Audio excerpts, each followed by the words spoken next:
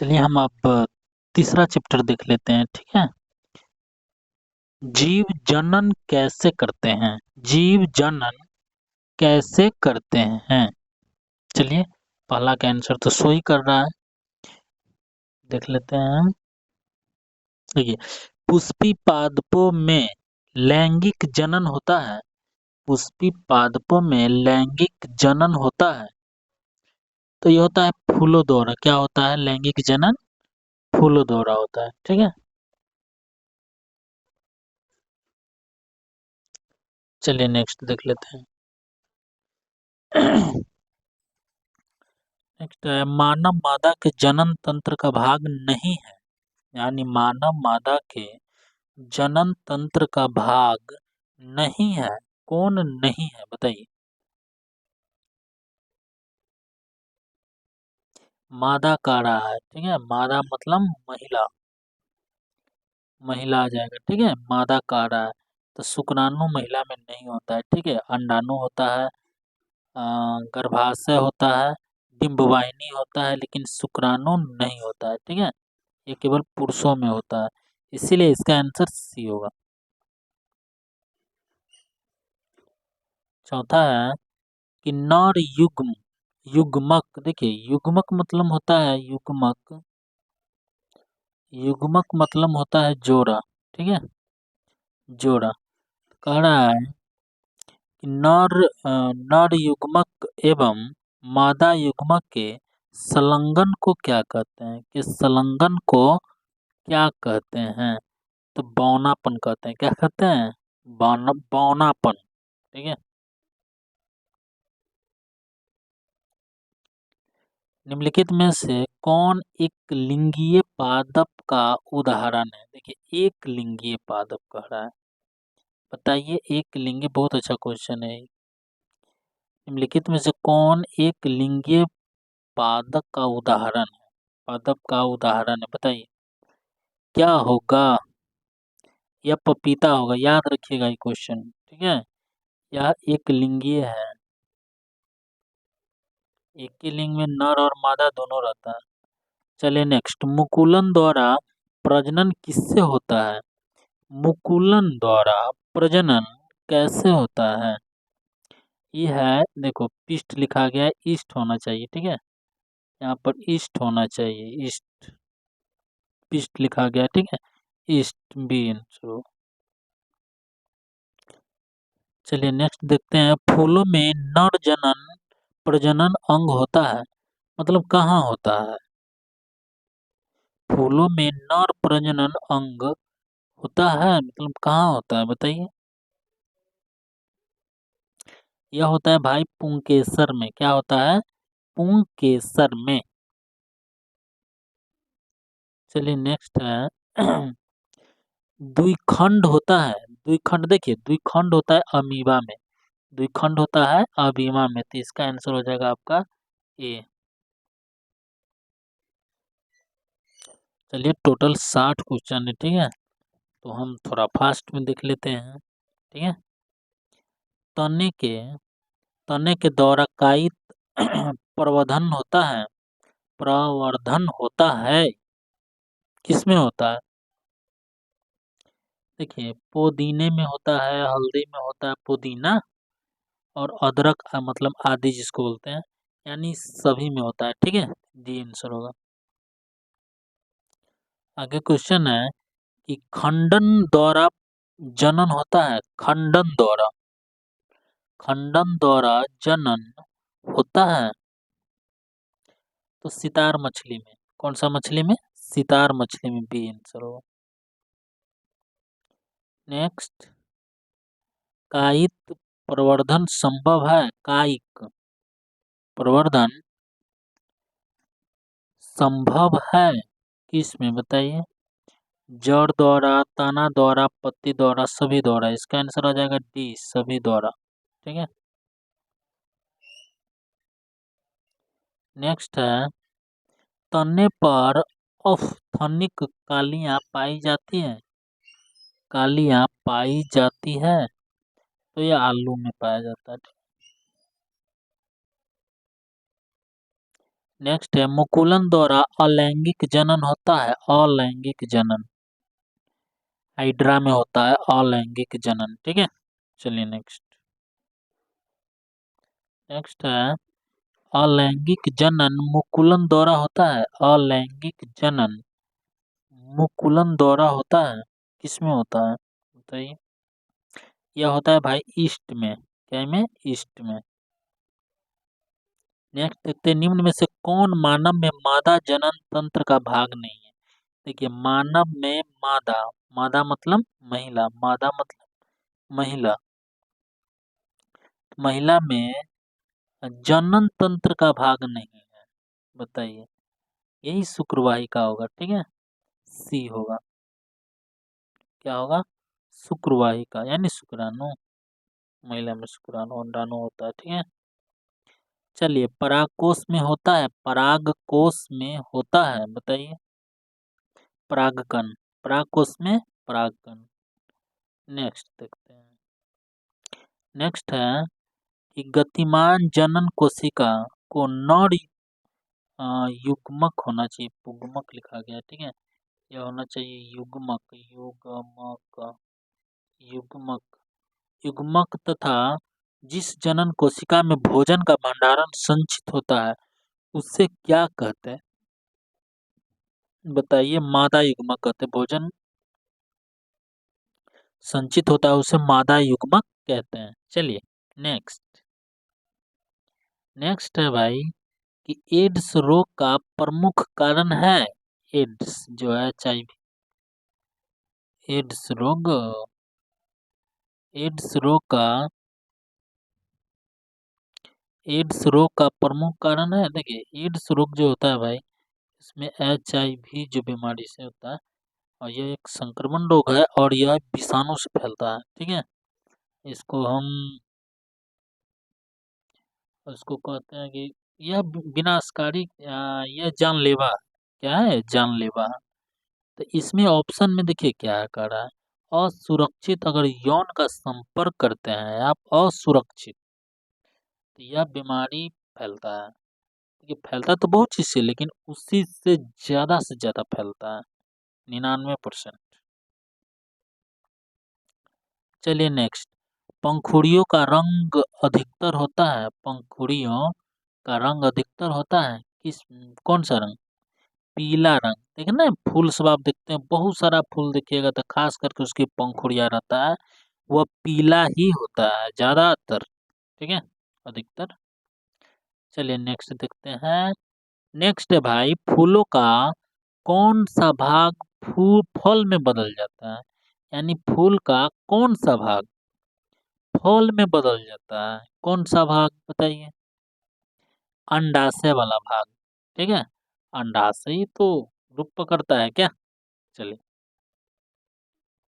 Next है कि भ्रूण में, भ्रूण के जिस भाग में तना पत्तियां बनती है उसे क्या कहते हैं, भ्रूण के जिस भाग में तना पत्तियां बनती है उसे क्या कहते हैं बताइए। इसको कहते हैं हम प्रांकुर कहते हैं, प्रांकुर कहते हैं, ठीक है। चलिए नेक्स्ट बा कि एक जीवों में प्रजनन विधि होती है, एक जीवों में प्रजनन विधि होती है। देखिए जीवों में प्रजनन बिंदु खंडन द्वारा भी होता है, विखंडन द्वारा भी होता है, बीजाणु समागम संगम संघ द्वारा भी होता है, बीजाणु समासंग द्वारा होता है, यानी ये सभी द्वारा होता है, यानी इनमें से सभी हो जाएगा, डी आंसर होगा। नेक्स्ट है कि लैंगिक जनन में आवश्यकता होती है। देखो लैंगिक जनन में क्या आवश्यकता होगा बताइए, हल्का क्वेश्चन है भाई। नर जनन, सॉरी लैंगिक जनन में, यानी लैंगिक जो जनन होगा, जो नया उत्पत्ति होगा दो व्यक्तियों को या दो वस्तु या दो जंतु या किसी भी दो चीजों को मिलकर जो नया उत्पत्ति होता है उसी को हम कथी कहते हैं, जनन, नया चीज बनता है। जैसे नर एवं स्त्री का जननांग दोनों, ठीक है, इनमें दोनों जरूरी है, एगो से काम नहीं चलेगा भाई। चलिए नेक्स्ट। पुंकेसर पुष्प का कौन सा जननांग है? देखिएगा क्वेश्चन बहुत अच्छा। पुंकेसर पुष्प का कौन सा जन जननांग है बताइए। नर। क्या है? ये नर है। क्या है? नर। पुरुषों में यौना आरंभ के लक्षण है। देखिए पुरुष जब जवान हो जाता है तो यौना आरंभ कैसे उसको पहचानेंगे कि यौना अवस्था में आ गया है। तो इसका लक्षण दिया गया है, पढ़िए 27 का। देखिए दाढ़ी और मूछ का उगना तो समझता है कि यौवनावस्था में आ गया। कंठ का फूटना, मांसपेशियों में उभार का आना, ठीक है, यानी इनमें से सभी। चलिए नेक्स्ट। नेक्स्ट है स्त्रियों में यौना आरंभ का लक्षण क्या है? जिस प्रकार पुरुष के डायरेक्ट अपोजिट महिला। स्त्रियों में यौना आरंभ का लक्षण क्या है बताइए। देखिए स्तनों में वृद्धि, नितंबों का उभरना और रोजा धर्म का आरंभ, यानी इसमें से सभी। देखिए पूरा पॉइंट पे हम चर्चा नहीं करते हैं, ठीक है, इसमें केवल ऑब्जेक्टिव आपको बता रहे हैं। पर अगर लिख कर अब इसको आप याद करते हैं भाई, और याद थोड़ा करना है, लिखना लेकिन है, इससे आपको याद हो जाएगा।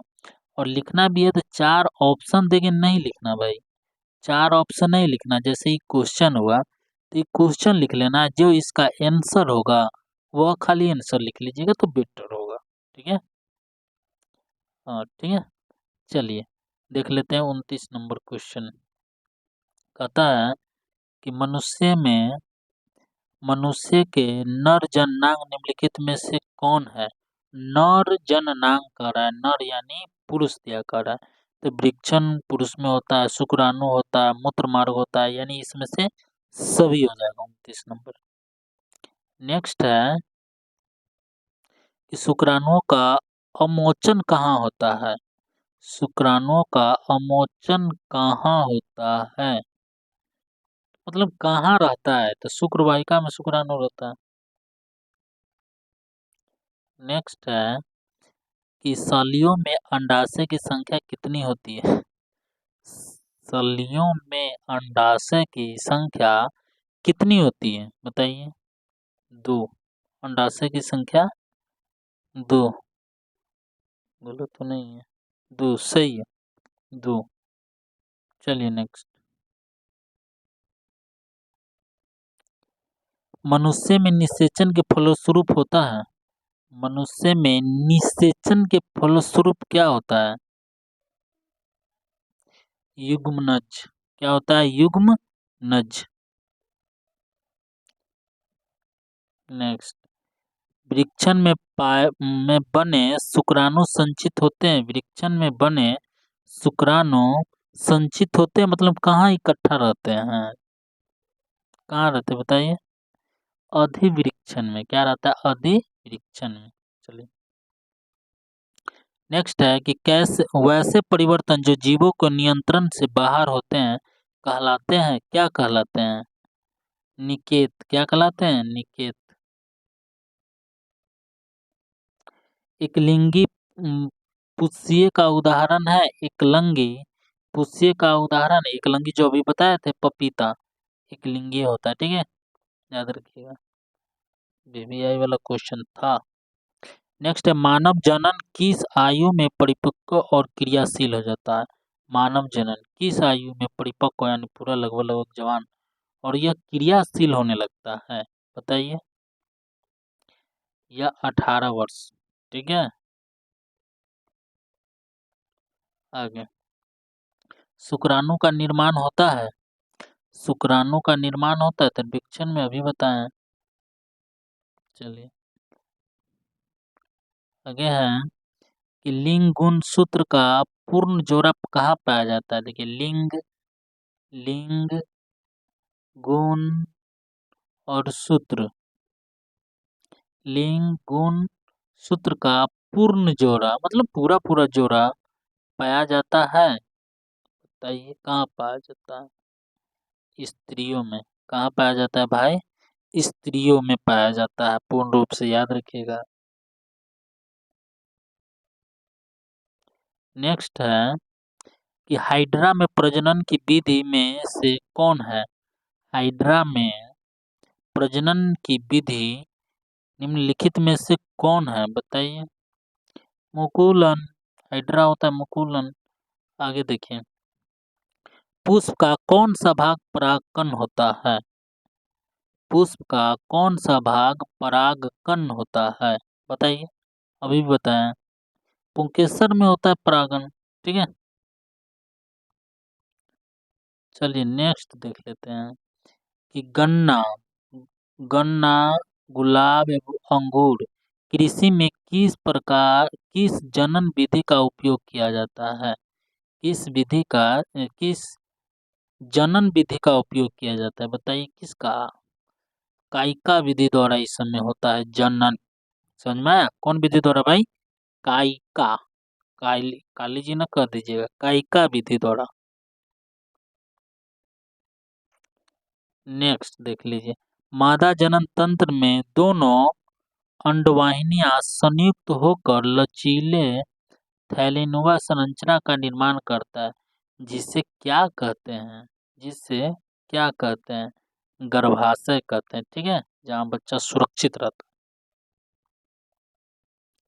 नेक्स्ट है कि माँ के रुधिर में पोषण मिलता है।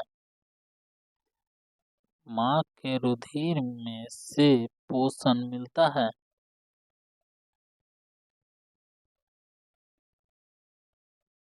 माँ के रुधिर से पोषण, हाँ देखिए, रुधिर मतलब होता है खून, ठीक है, और उसका पोषण भ्रूण को मिलता है, ठीक है। तो माँ के रुधिर से पोषण मिलता है तो किसको मिलता है? भ्रूण को मिलता है, जहाँ बच्चा सुरक्षित रहता है, ठीक है। चलिए नेक्स्ट देखते हैं। नेक्स्ट है मादा जनन में गर्भकाल का समय क्या है? मादा मतलब महिला, आप जानते हैं 9 माह। क्या? 9 माह।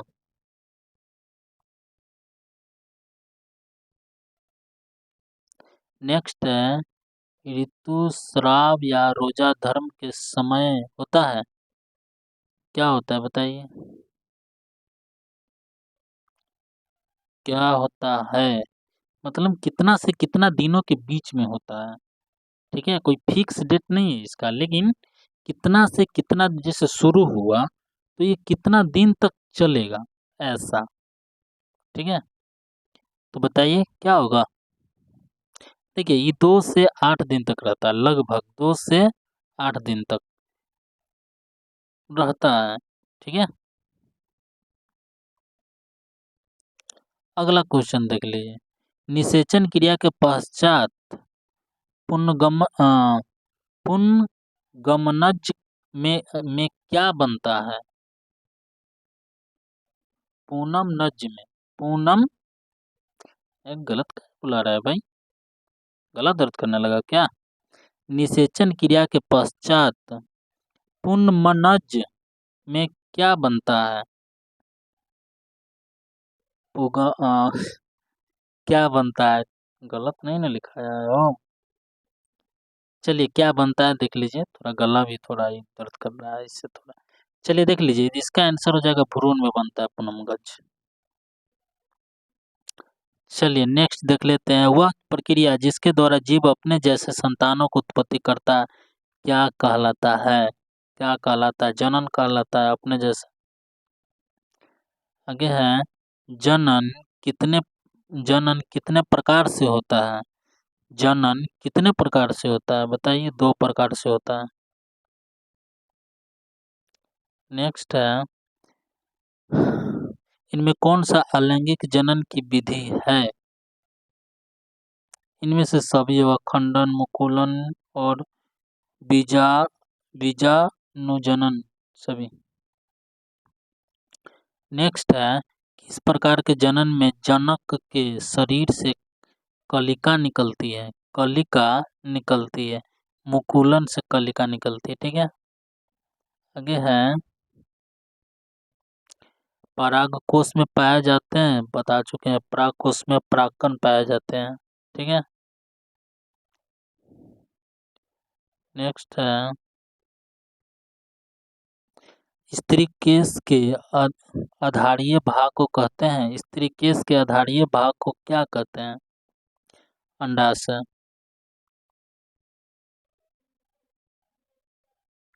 पुंकेसर के अग्रभाग को क्या कहते हैं? अग्रभाग मतलब अगला भाग। तो पुंकेसर के अग्रभाग को क्या कहते हैं बताइए? परागकोश। नेक्स्ट है निषेचन की क्रिया किस जीव में मुख्यतः होती है? निषेचन की क्रिया बताइए। तो पुष्पी पादप एवं जंतुपाशक में निषेचन की क्रिया होती है। ठीक है, याद रखिएगा, भी आइए भाई। पुष्पी पादप एवं जंतुओं में। नेक्स्ट बार निषेचन के फलस्वरूप अंडाशय की दीवार बनी होती है। फल में यह काम होता है। फल में निषेचन के फलस्वरूप अंडाशय की दीवारें बनती है फल में। नेक्स्ट है बीजांड की दीवारें मोटी होकर बनती है। बीजांड की दीवारें मोटी होकर बनती है। क्या बनती है भाई? बीजावरण। क्या बनता है?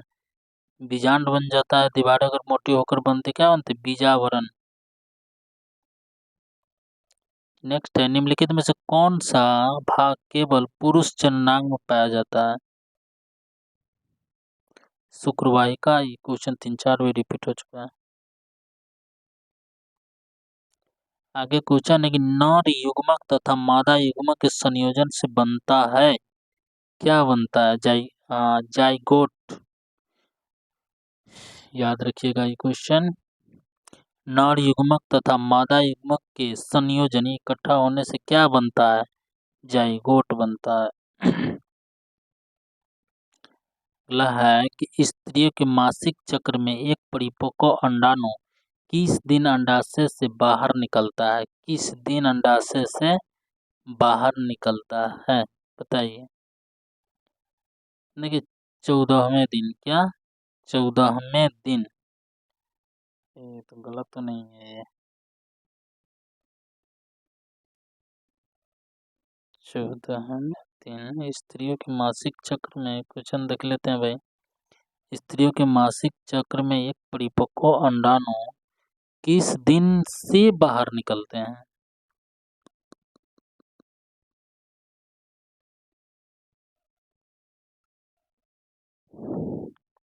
स्त्रियों के मासिक चक्र में एक परिपक्व अंडाणु किस दिन अंडाशय से बाहर निकलते हैं? हाँ ठीक है, 14वें दिन। मासिक धर्म की दिया नहीं पूछ रहा,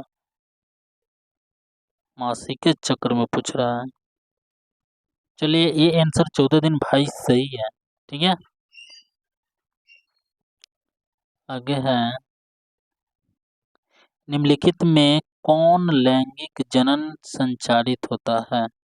संचारित रोग नहीं है। लैंगिक जनन संचारित रोग नहीं है। बताइए लैंगिक से संबंधित कौन सा रोग नहीं है? देखिए एड्स या लैंगिक असमानता के कारण एड्स होता है। ठीक है, गोनोरिया भी लैंगिक जनन की क्रिया रोग है। सिफिलिस भी यही रोग है। टाइफाइड तो दूसरा मच्छर काट लेता है, टाइफाइड धो लेता है। ठीक है, तो डी इसका आंसर हो जाएगा, डी नहीं है। ठीक है, चलिए आज के लिए इतना ही। जय हिंद। देखिए आप लोग सभी क्वेश्चन को, यह ऐसा वीवीआई क्वेश्चन है भाई, इसमें से आपका 2 से 3 नंबर का इसमें से पूछेगा ही पूछेगा। ठीक है, हर एक चैप्टर से क्वेश्चन उठाता है। ऐसा कोई चैप्टर नहीं है कि क्वेश्चन नहीं रहता है, सब में रहेगा। तो इसमें से 2 या 3, कभी कभी 4-5 भी पूछ देता है। ठीक है, लेकिन सभी में से क्वेश्चन उठाया जाएगा। 2 से 3 इस चैप्टर से पक्का उठाया जाएगा क्वेश्चन। ठीक है, तो आप ऑब्जेक्टिव 100% सही बना कर आइए ऑब्जेक्टिव।